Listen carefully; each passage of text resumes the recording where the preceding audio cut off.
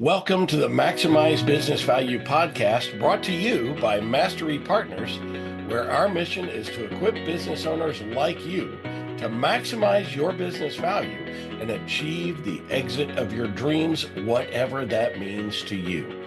With insights gained from over 100 business transactions, we share real-world strategies, lessons, and expert advice to help you build long-term, sustainable value in your business. Each episode is hosted by one of our Mastery certified partners. They're seasoned experts who've helped countless business owners navigate the complexities of growth, scaling, and building value. They bring first-hand experience, actionable insights, and a passion for helping you build a business that thrives. So let's dive in.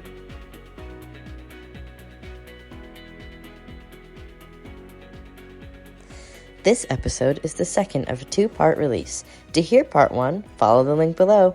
Thank you for listening to the Maximize Business Value podcast. It's very, very true.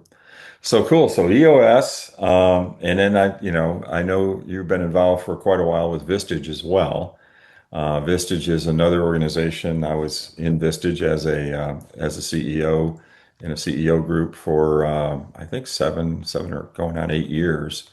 And thoroughly enjoyed that experience. And also, it really helped me when I actually exited my business. I had my Vistage brothers greatly impacted that transaction and how things worked for me there.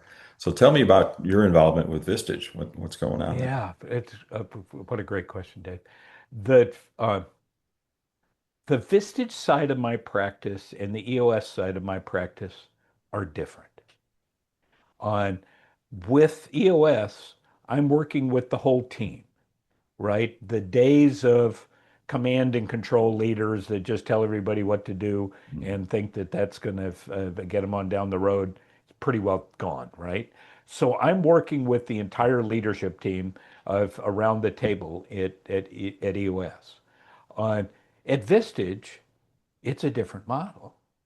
Instead of everybody knowing the business really well, it focuses on a pain point that you knew well as a CEO. It's lonely at the top, Oh yeah. right? Who are you going to talk to? You know, when you've got an issue, everybody in your organization, even your wife, even your lawyer, even outside organizations, are all going to have an agenda. You know, the beauty of Vistage is that conference room table, so people that are listening, picture a large conference room table with room for 12 or 14 people that are all CEOs in non-competing businesses with no other agenda than to get together once a month for a full day to work on the business instead of in the business. And and and it's no longer lonely at the top Yeah. because there's hundreds of years of business experience there. You as a Vistage member, I would suggest you were there for no other reason than to help others and to have others help you, Yeah. right? Yeah. And so it's still a facilitation role that I play as a Vistage chair, and keep the conversations going, make sure that everybody's heard, do a lot of those kind of things. It doesn't have the teaching component of that EOS has, but for the leaders, it is a different form of breakthrough, right? Uh, in my last great professional career, I was working with a company. We were one of the vendors in what they call Medicare Part D, one of the Yeah. sponsors in Medicare Part D, which was adding drugs to the Medicare system. Mhm. And it started with CMS as a discount card program because CMS, Centers for Medicare and Medicaid, did not know a lot about the payment side of the business, right? And so they started and said, we're going to start this as a discount card program.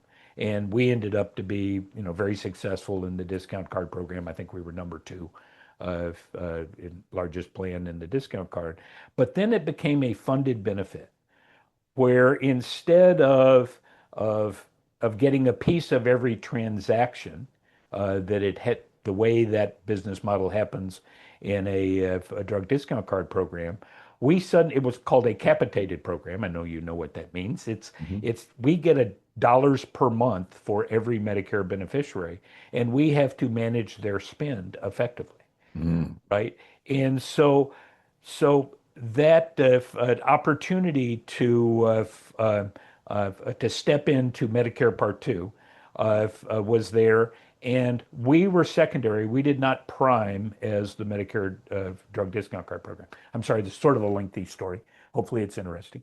But our big partner, our prime on the drug discount card program, bailed out and Ooh. decided they did not want to become an insurance company, didn't want to have a capitated month by month kind of program.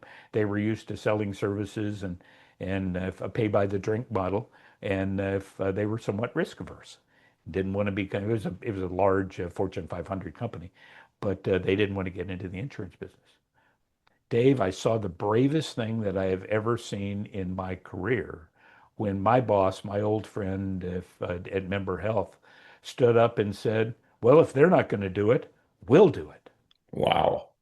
For a $20 million at the time, maybe a $5 or $10 million company, to step up to that level of risk is like being at the poker table and pushing all of your Yeah. chips. Yeah.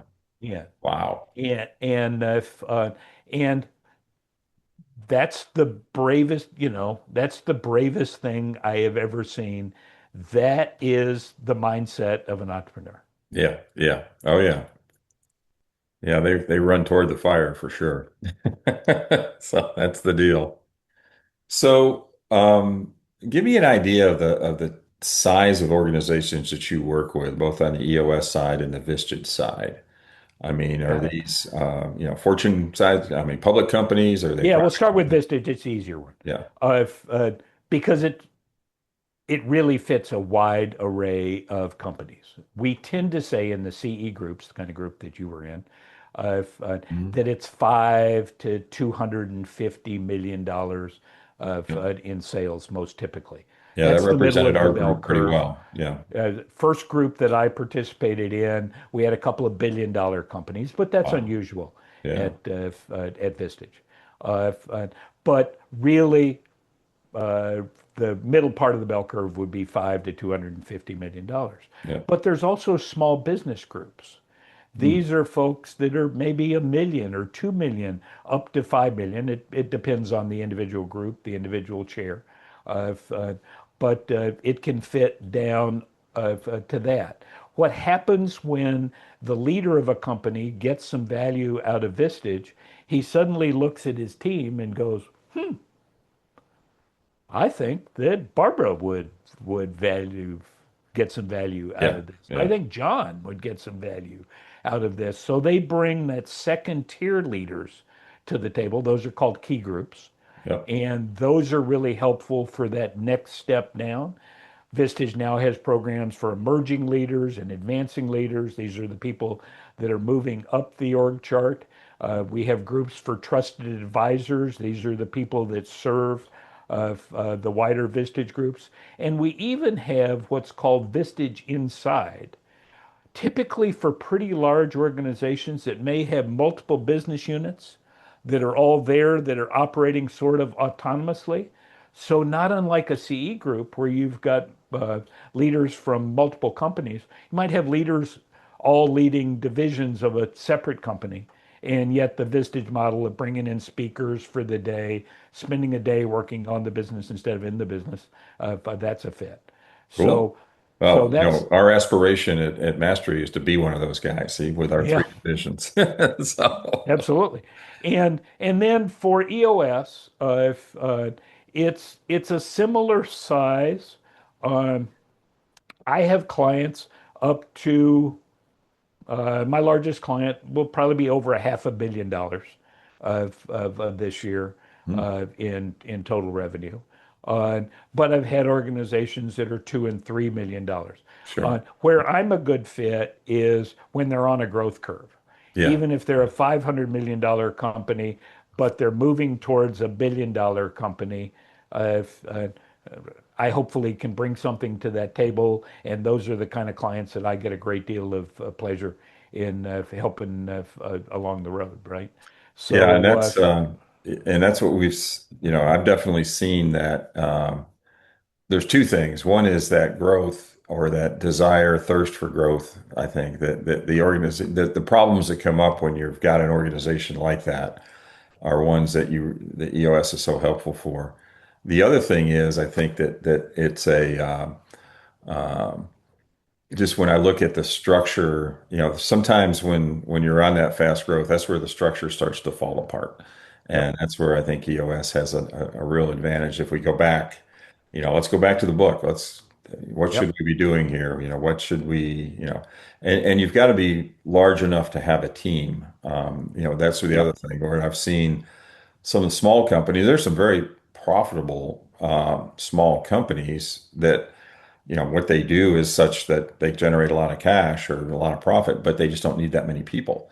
yep. And so a lot of the things that we talk about building a team to do things, it's a little harder to apply there because you just don't have that team.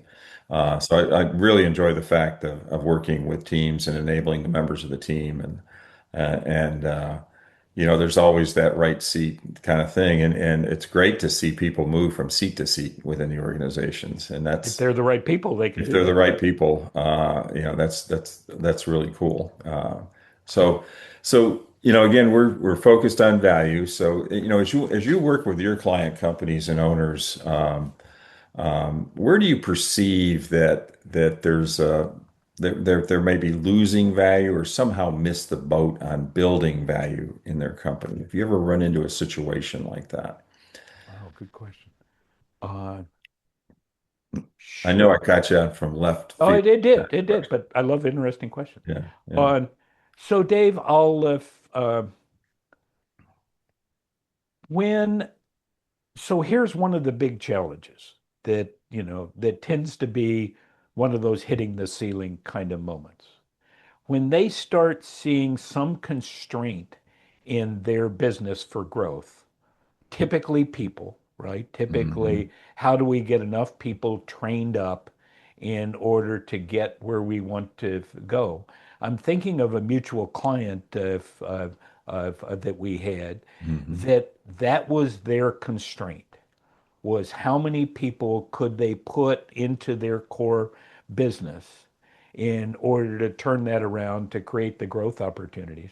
They were limited by the number of people that they Sure. could go. It was a Yeah. highly technical business, and the training of those people was challenging, right? And Mhm. it's one of the places that I think we work together really well.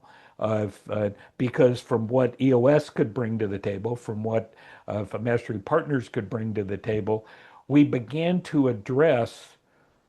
So, why do you think it takes a year to train one of Yeah. these people, Yeah. right?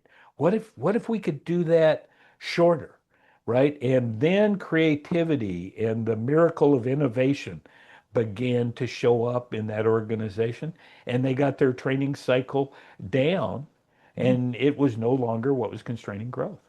Wow. So that's an immediate value accelerator right there. Yep. Yeah, that's cool. That's really cool.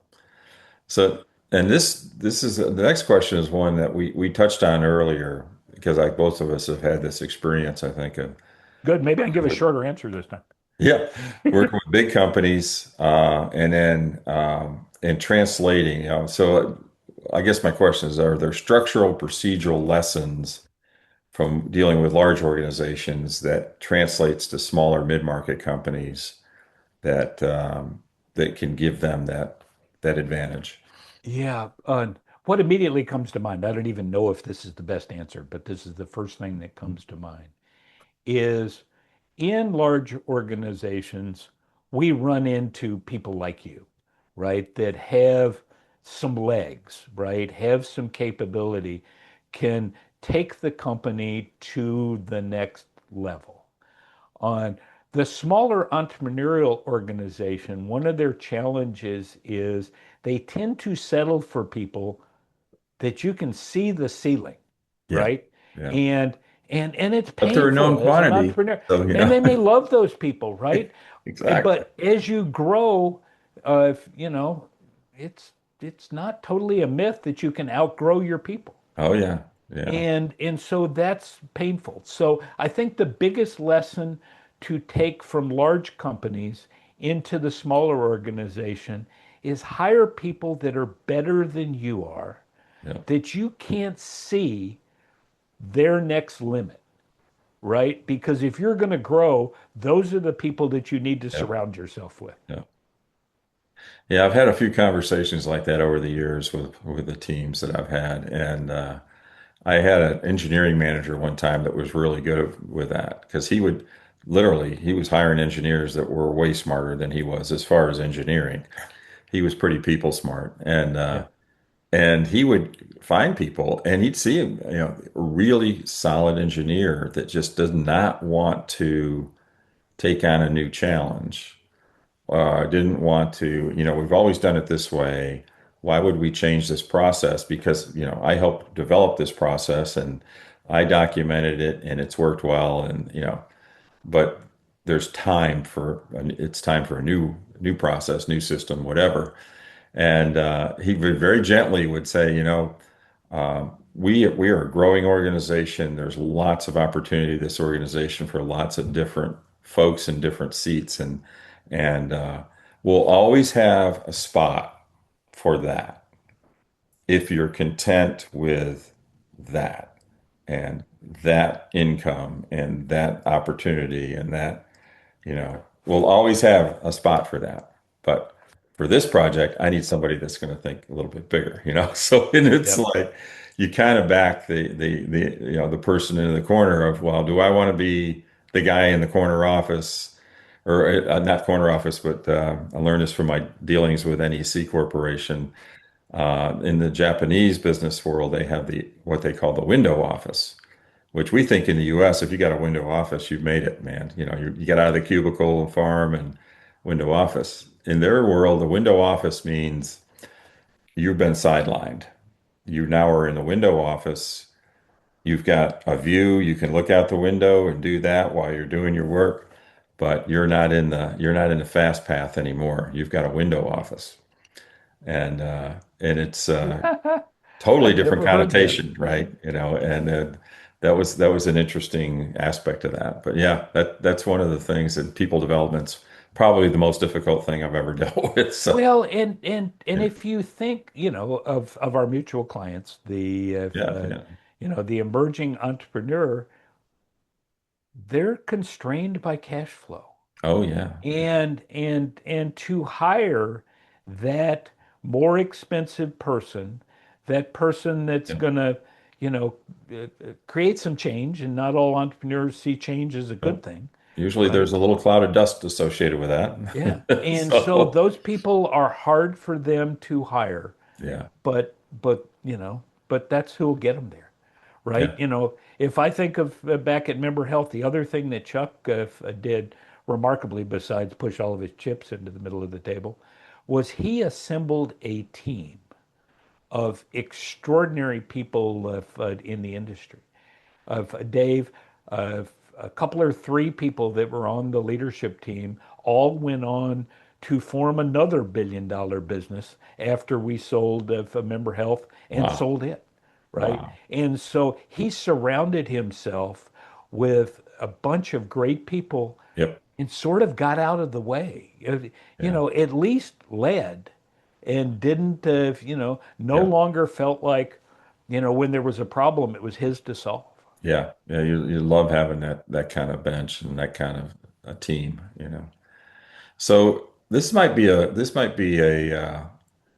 interested to see how you respond to this. This might be a tough question, but have you have ever had a totally uncoachable client? Absolutely. And so I will mask this enough so I that was going to so say no you don't need to so name that so names. that so that nobody is embarrassed. Yeah. If, but I remember reasonably early in my EOS career, probably a couple of years into my EOS career, I fired a client, and And as you know, one of the terms that the leaders for an entrepreneurial organization, one of the great things that Gino did, and Mark Winters helped with this, was differentiate between visionaries and integrators, Right. right? There's two sorts of mindsets that make great entrepreneurs. The person that can look around corners, that has that top-down view of the world. Usually, they have a very good sense of their culture. For Hmm. there, that's a top-down sort of thing too. And then there's the people that that do all the blocking and tackling. They're the people that hold folks accountable. They're the people that look at the scorecard and suss out the problems that are coming down the road. And so in this company, there was a great visionary. I mean, he had a strong vision for the business. And the first thing he did, Dave, he did really well. He handed off the day-to-day decision making to his team and to an integrator specifically on his team. And we had a conversation about it, and I acknowledged for what a good job he was for doing there. And he said, I really believe it's important to let them make their decisions and not set all the decisions for me top down. Sounds good, right? How could this be my I fired a client story? He then came back in when things didn't work Oh, and came back in as the judgment police you bet. on yes, I let you make this decision, but let me show you all the places that you were wrong. Hmm. And I said to him, and it was a guy, I'll be that revealing. I said, you can't do that, Nope. right? If you let them make the decisions, there's some learnings, and not everybody's going to make the right decision. I'm not Yeah. saying that, Yeah. Oh, but and you but do have to but fix then things eventually. but then we get into a conversation and we try and figure out what went wrong and all those kind of things. But to just come back in, with the hard hammer of judgment, Yep. if just sort of doesn't work. Nope. And Dave, he just he w- he liked being the critic Yeah. and playing that role. And I finally said, you know, I hope you guys are successful, Yeah. Yeah. but this isn't going to work, Nope. right? Because the principles that I believe in, that EOS advocates, you know, you're sort of not doing that, No. No. right? Or you're not sort of, you're not doing that. Yep. And Well, and so, it's you just know, like so, if you have so a go with bad, God, but I can't help you. yeah, and that's almost where the tough decision is how long do you let that go before you call it, and sometimes sometimes you kind of know pretty early on. Sometimes I've gone quite a long time with some clients before I just said, I've asked the same question six different ways. We haven't got anywhere, so I don't think we're going to get any further.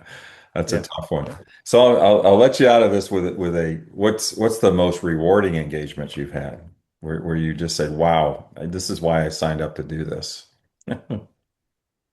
Boy, that's hard. If it's hard for the other Other end than of it. Mastery Partners, because I know it's very rewarding dealing with us, Yeah, and yeah. it's That's just the a low day-to-day hanging fruit. joy. I wasn't gonna do that. I figured everybody would see through it.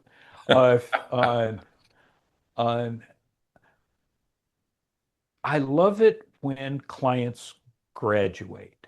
Yeah, yeah. What we mean when we say graduate in EOS is we've laid down the basic principles.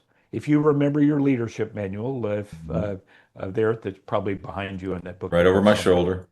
And if it is, we have a set of tools, right? The basic tools that we work with. I think there's 20 or 25 basic tools that we deploy with our clients. Once they've run through those tools, we don't, as good EOS implementers, and I think this is true of all of my peers that I have great respect for, we don't invent any new tools, right? We work with them, we try and stay pure to the EOS process and show them the tools. And at some point in time, they've learned what they can learn. They're running great L10 meetings. They're having great quarterlies and annuals that are there, and they're ready. And the best joy is to work myself out of a job. Yeah. Uh, if, uh, and so I get a great deal of pleasure in that. The other thing that I'll say is I also have clients that say, I can't be in a meeting and run the meeting at the same time.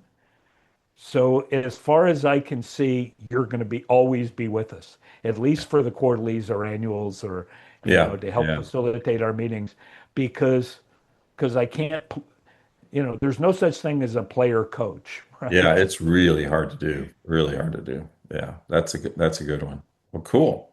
So, as again, Maximize Business Value podcast. So, what's the one most important thing that you recommend business owners do to build value in their business? Um, there's a reason that rocks is the most frequently used a term for EOS companies, right? I can listen across a room and hear an entrepreneurial of a company and know they're running on EOS Yeah. because they start using the word rocks, right? Yeah. Which is our terminology for any of those of you that are listening that don't know the EOS framework. Those are the 90-day goals because as humans, we can really only focus on things for about 90 days at a Yeah. time, right? Good organizational behavior studies have been done, and those folks that set yearly goals and don't break them down into quarterly chunks have a hard time being successful. Yeah. Yeah. And so when I can see there that they've really grasped that there's a term that I may have used with your team. I use it with a lot of teams. We're trying to create a 90-day world, and Yep. that is best measured in rocks, and that's when I know an organization is going to be successful. Yeah. Yeah. That's a great way to look at it. Yeah. That definitely. And that will bring value. There is no doubt because things get done. You know, things get done. Well, Jim, I can't thank you enough. This has been awesome. We need to do this more often, and we've got a myriad of topics and some shared experiences. And I think we could do this. We could do one of these a month. I'm pretty sure. I, Dave, I love working with you, and I love working with mastery groups of clients and participating in BTS and the things I get an opportunity to help sponsor and participate with you. Well, yeah, we I love your appreciate. organization. It's a pleasure to be here with you. We so appreciate the partnership. It really is great.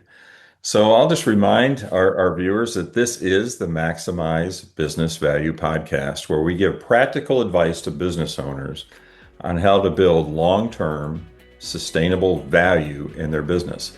Be sure to tune in each week because we're here all the time. Subscribe to our channel so you won't miss an episode, and we'll see you next week. Sounds great. Thanks so much. Thanks for joining us for another episode of the Maximize Business Value podcast. I hope today's conversation sparked new ideas on how you can continue driving value in your business. But remember, it's not just about listening. It's about taking massive action. Visit our website, masterypartners.com, for more resources. Grab a copy of any of the books in the Maximize Business Value series on Amazon or via the links below. And don't hesitate to reach out if you want to know how to apply these concepts to your business.